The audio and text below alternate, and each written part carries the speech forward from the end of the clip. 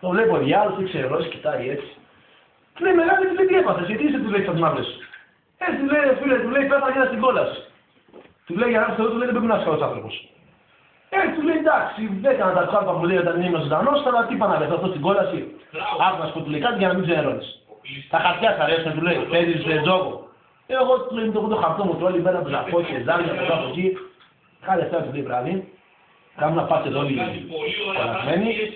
Το χαρτάκι μας, αράζουμε, γαμάμε και όλα του λέει, ξέρω εγώ, και περνάμε ωραία. Σου πω του λέει, ναι, του λέει, είναι ωραία του λέει. Ωραία του κάνει. Του λέει, μια μέρα μετά, του λέει, σ' αρέσει, του λέει το τσιγάρο. Άρα κωδικά και αυτά.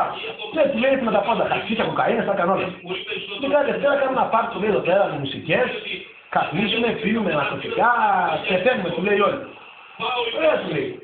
Του λέει, σ' αρέσει, του λέει, ο Πούτσος δηλαδή, η γαμάς, του λέει, είναι καλά. Του λέει, όταν ήμουν, του λέει, πάνω, έριχα, του λέει αρκετούς. Τετάρτη βάρη, όλες τις κουτάλες που έχουμε εδώ, μια από αυτό του λέει θεώρα. Και όλη η μέρα του λέει, γαμάμε. Του λέει, μαλάκα, του λέει, ωραία είναι κόλλαση, να μην φύγω, του λέει, μου πάρει πουθενά. Ναι, του λέει, σ' αρέσει ο αράπης. Του λέει, δεν σ' αρέσει, φίλε, του λέει, όχι. Η φιάρτη του λέει, θα συντορίσει πολύ.